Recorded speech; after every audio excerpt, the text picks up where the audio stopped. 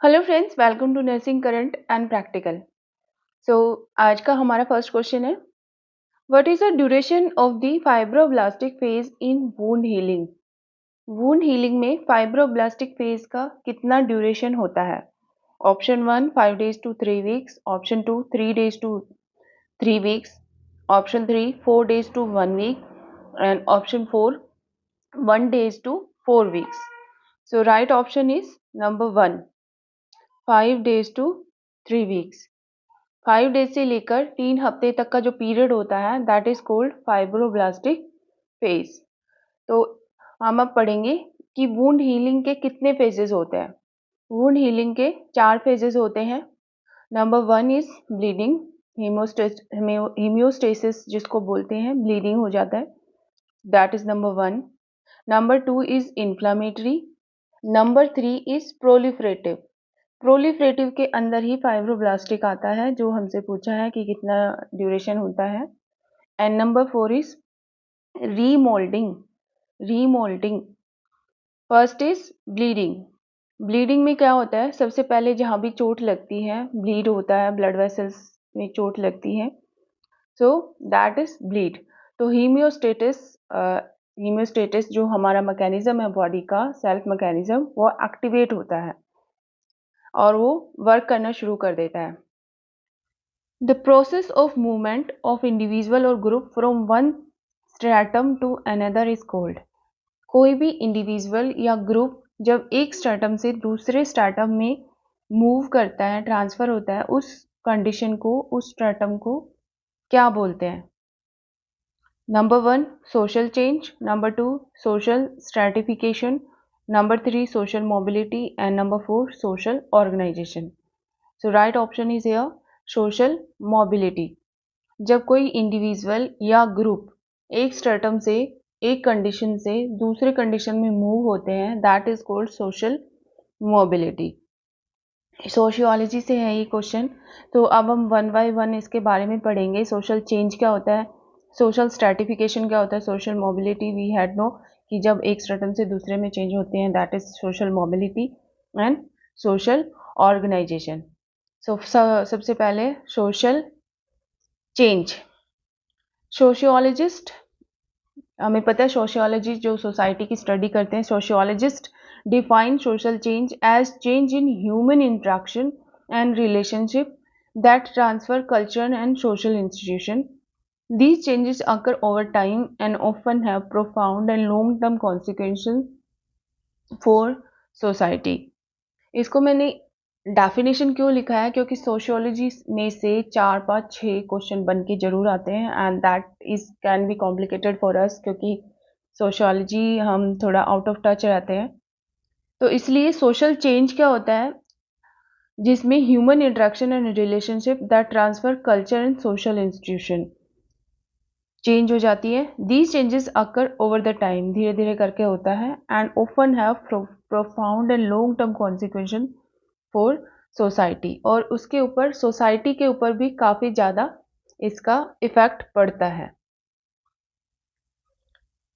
मतलब एक स्टेटस से चेंज होना, लाइक कोई मिडिल क्लास फैमिली में है और एक उसको कोई भी जॉब मिल गया, गवर्नमेंट जॉब मिल गया और अच्छा खासा बिजनेस चल गया, तो उसकी जो उसकी जो आसपास की इंट्रैक्शंस हैं, रिलेशनशिप्स हैं, वो भी चेंज हो जाती है from one status to higher level of status, that is called social change, और उसका फिर सोसाइटी में भी इफेक्ट होता है। Next is social stratification. Social stratification क्या है? Social stratification refer to society categorization of its people into ranking based on factor like wealth, income, education, family background and power।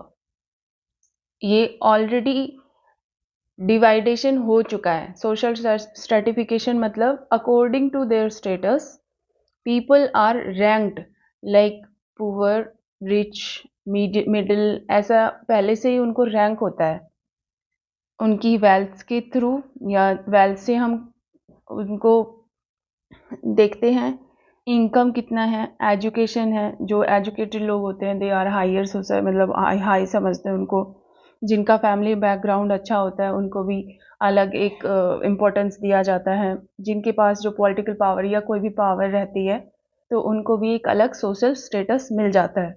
तो ऑलरेडी सोसाइटी में इसका पहले से division होता है, that is called social stratification. So social stratification refer to society categorization, society में अलग से कैटेगरी बनी हुई है, like its people ranking based on the factor like wealth, income, education, family background and power. Next, social mobility. Social mobility refer to movement of individual, जो हमारा option है, family and group within or between different social strata in a society. It is a change in social status relative to other social location within a given society. एक society के part में ही movement या तो पूरा one individual एक status से दूसरे status में चेंज होता है, या फिर विद फैमिली ग्रुप्स पूरा ग्रुप चेंज हो जाता है from one part to another part of society. ये थोड़ा कंफ्यूजिंग हो सकते हैं, but we have to deeply understand it कि इसमें क्या डिफरेंस है। नेक्स्ट है social organization. Social organization refer to the network of relationship in a group and how they are interconnected. Social organization क्या शो करता है कि जो ग्रुप है, सोसाइटी में ग्रुप है, उनकी रिलेशनशिप्स कैसी हैं, आपस में वो कैसे रिलेशन में है, एंड हाउ दे इंटरकनेक्ट और how they are connected. These network of relationship help member of a group stay connected to one another in order to maintain a sense of community within a group. जैसे जो family peoples, जो joint families वगैरह होती हैं, उनमें emotionally connected होता है। Office वगैरह में जो ग्रुप, जो टीम्स होती हैं, उनका एक अलग गोल अप्रोच करने की वजह से वो इंटरकनेक्टेड होती हैं। तो ऐसा ही कनेक्शन कि वो एक ग्रुप में कैसे कनेक्टेड है, that is called social organisation.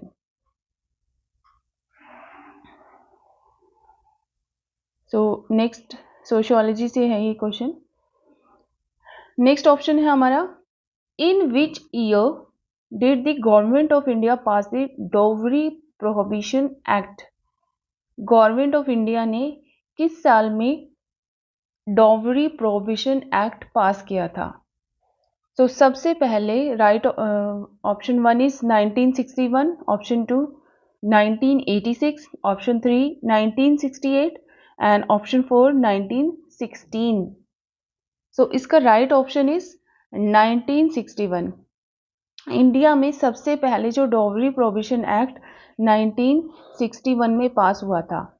According to this act, जो भी वैल्यूएबल थिंग्स, मतलब we all know about dowry, जो भी वैल्यूएबल थिंग्स, मनी या फिर और कोई एक्सपेंसिव चीज़ें जो दी जाती हैं टू दी, मतलब जो गर्ल्स को दी जाती हैं, दैट इज़ डॉवरी। तो इससे 1961 से पहले ये बहुत नॉर्मल था, बहुत मतलब भर भर के चीज़ें दी जाती थी और उसको एक जस्ट अभी भी मानते हैं, लेकिन तब कोई रूल रेगुलेशंस नहीं थे। 1961 के पास एक एक्ट पास हुआ, डॉवरी प्रोहिबिशन एक्ट, और फिर उसमें 2 बार अमेंडमेंट हुए, चेंज हुआ। वन इज 1984, एक बार 84 में और एक बार 1986, 2 बार इसमें चेंज हुए। तो आप इसमें अगर डॉवरी प्रोहिबिशन एक्ट पर गूगल पे डालेंगे तो इसका पूरा PDF निकल के आ जाएगा, आप उसको डिटेल में पढ़ सकते हैं कि उसमें क्या अमेंडमेंट्स हुए थे। बस आई एम टेलिंग यू कि डॉवरी प्रोहिबिशन एक्ट 1961 में पास हुआ था और उसके जो 2 बार उसमें चेंज भी किया गया था, one is 1984 and one is in 1986। Next है, which of the following characteristics is a not true about primary group. कौन सा कैरेक्टरिस्टिक्स प्राइमरी ग्रुप से रिलेटेड नहीं है, मतलब ट्रू नहीं है इसके बारे में? Option 1, small size, option 2 formal rules, option 3 unity, and option 4 direct cooperation. So right option is formal rules. Primary group में फॉर्मल रूल्स नहीं होते हैं. फॉर्मल रूल्स मतलब rules and regulation by some office type, like rules formal way में नहीं किया जाता काम, ऐसे ही मतलब कर सकते हैं, अपनी मर्जी से कर सकते हैं. फॉर्मल रूल्स ऐसा कुछ नहीं होता related to primary group. So अब हम there are two groups, primary group and secondary group. अब हम इनके बारे में पढ़ेंगे कि इन दोनों में क्या डिफरेंस है. Primary group and secondary group, there are two groups. This question also from sociology. तो हम प्राइमरी ग्रुप और सेकेंडरी ग्रुप में क्या डिफरेंस है, will read about this. So first difference is related to size. जो primary group होते हैं वो उनका साइज स्मॉल होता है और जो सेकेंडरी ग्रुप होते हैं वो लार्ज होते हैं. Relationship personal and intimate, but personal relationship होती है प्राइमरी ग्रुप्स में एंड सेकेंडरी में impersonal. Communication face to face and secondary is indirect. Duration permanent, duration and secondary is temporary. Decision, तो हम एक एग्जाम्पल पढ़ लेते हैं. प्राइमरी ग्रुप का एग्जाम्पल एक family. Family is a primary group, small in size, note the formal rules. ऐसे कोई सर मैडम करके बात नहीं करता है. सो फॉर्मल रूल्स. यूनिटी होती है, यूनिटी होती है towards each other and direct cooperation, एक दूसरे में कोऑपरेट किया जाता है. एंड जब हम सेकेंडरी ग्रुप की बात करें, सेकेंडरी ग्रुप में एक जैसे ऑफिस की जो टीम होती है, ऑफिस वाली team, that is secondary group. Large, it can be large, बहुत सारे लोग हो सकते हैं. फॉर्मल रूल्स, वहाँ पे फॉर्मल रूल्स ही कर सकते हैं आप, ऐसे किसी से भी ऐसी बात नहीं कर सकते हैं without informal rules. Number 3 unity. Unity it's depend on the relationship, कैसी रिलेशनशिप है, कैसी गोल है, सो उन पे यूनिटी डिपेंड करती है. And 4 is direct cooperation. It's not necessary कि हर इंडिविजुअल कोऑपरेट करे आपके साथ, तो सेकेंडरी ग्रुप में ऐसा नहीं होता है. तो again I am revising. Which of the following characteristics is not true about A primary group. हमने दो ग्रुप पढ़ लिए हैं. प्राइमरी ग्रुप होता है, एक सेकेंडरी ग्रुप होता है. Primary group small in size, जैसे for example family is a primary group and office team is a secondary group. and primary group में स्मॉल साइज होता है, फॉर्मल रूल्स होते हैं, यूनिटी होती है एंड फॉर्मल रूल्स की कोई ज़रूरत नहीं होती है. सेकेंडरी ग्रुप लार्ज हो सकता है, इसमें फॉर्मल रूल्स लागू होते हैं. Unity and cooperation, it's depends on the relationship. Next question. The recommended period for isolation for measles is. मीजल में आइसोलेशन पीरियड कितना होना चाहिए? Number 1 3 weeks after onset of disease. Number 2 from onset of catarrhal stage till third day of rash. Option 3 from onset of catarrhal stage till 7th day of rash. And number 4 from onset of catarrhal stage till 10th day of rash. So catarrhal stage कौन सी stage होती है जिसमें बच्चे में fever, लक्राइमेशन and cold होना शुरू हो जाता है. फीवर, लक्राइमेशन, कोल्ड एंड ऐसे थ्रोट पेन वगैरह शुरू होता है, that is the catarrhal stage. And जब ये ऐसा शुरू होता है, number 2 is the right option, from the catarrhal stage till the third day of rash. जब ऐसा सिम्टम शुरू होते हैं बच्चे में और रैश भी शुरू हो जाता है, till third day of rash, that is a period for isolation.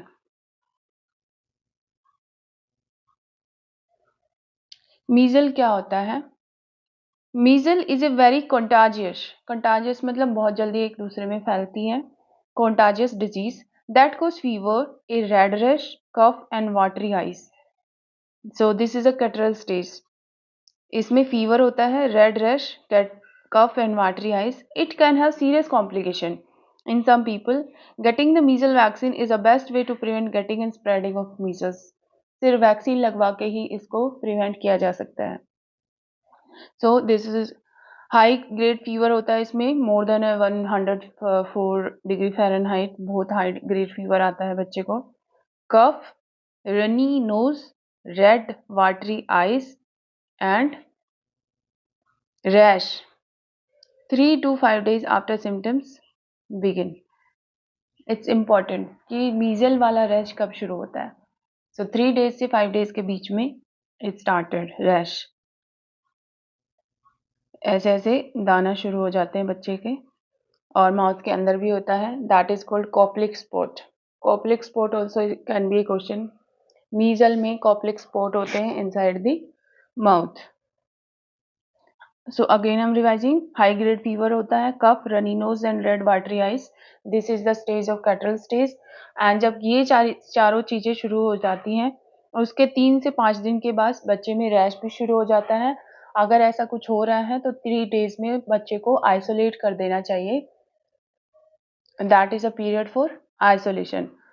और मीजल का वैक्सीन 9 month पे लगता है अलोंग विटामिन ए के साथ. ये वैक्सीन लगवाना बहुत ज़रूरी होता है. इसको लगवाने के बाद ही मीजल को प्रिवेंट कर सकते हैं. नेक्स्ट है, which of the following vaccination is given through the intradermal route. Intradermal route से कौन सा वैक्सीनेशन दिया जाता है? Option 1 hepatitis B, number 2 measles, number 3 BCG and number 4 Japanese encephalitis. So right option is BCG.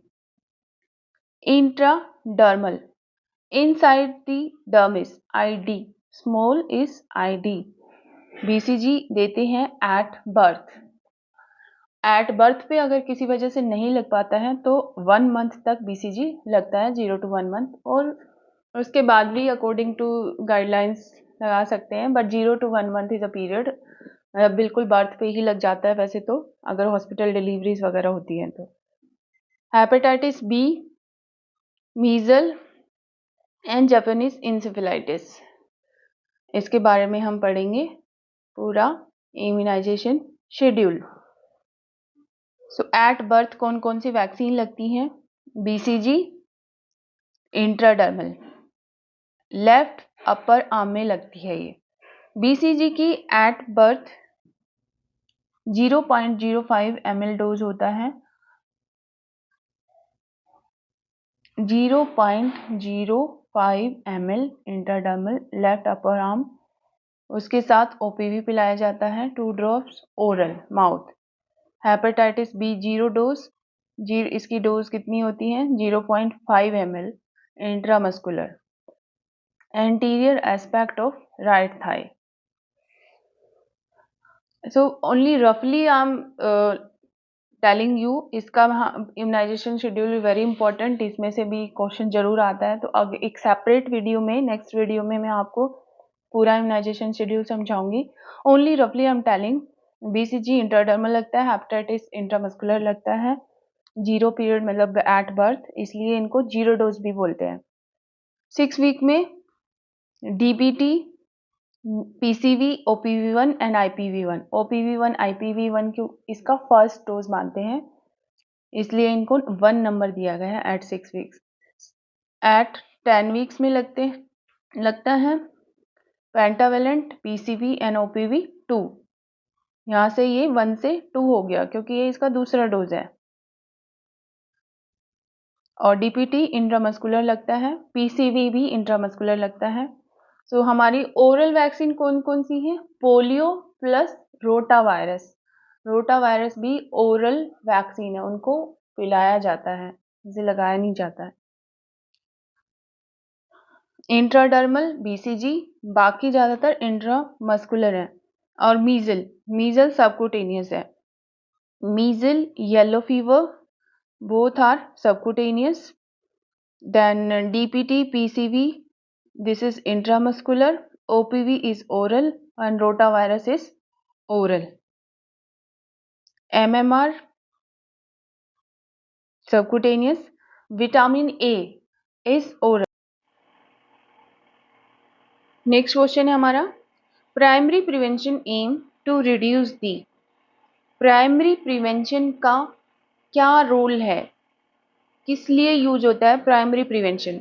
Option 1, to reduce the prevalence of a disease, to reduce the incidence of disease, to reduce number of cases of a disease, and number 4, complication of disease. So right option is number 2, incidence of disease, कि incidence ही ना हो, मतलब problem ही ना हो, disease ही ना हो, इसलिए प्राइमरी प्रिवेंशन यूज करते हैं, होने से पहले उसको प्रिवेंट करना। 3 तरीके के प्रिवेंशन होते हैं, प्रिवेंटिव स्टेजेस 4 होते हैं, sorry, primordial prevention, primary prevention, secondary prevention and tertiary prevention. और इन these strategies not only aim to prevent the onset of disease, risk, इसमें risk reduction plus downstream complication को भी प्रिवेंट करना जरूरी है। So there are 4 types of prevention. Primordial में individual education दी जाती है, मास एजुकेशन, पहले से पेशेंट मतलब पब्लिक को एजुकेट दिया जाता है, फॉर एग्जांपल हाइजीन के बारे में, वैक्सीनेशंस के बारे में, कि आप हाइजीन मेंटेन करें ताकि प्रॉब्लम ना हो। So these are the example of primordial prevention, individual education plus mass education. Number 2, primary prevention, इसमें health promotion plus specific protection. Health promotion कैसे करते हैं? वैक्सीनेशंस के थ्रू। स्पेसिफिक प्रोटेक्शन एक, कि ये जैसे कोई भी डिजीज के लिए स्पेशल तरीके से ऐसे काम करना कि वो डिजीज ना हो, जैसे डायबिटीज, किसी को डायबिटीज होने की टेंडेंसी है, उसको पहले से एजुकेट किया जाता है कि आपको मीठा नहीं खाना है, मीठा कम करना है, तो that is example of primary prevention. Secondary prevention and tertiary prevention, so हम इसके बारे में पूरा डिटेल में पढ़ेंगे इन नेक्स्ट वीडियो।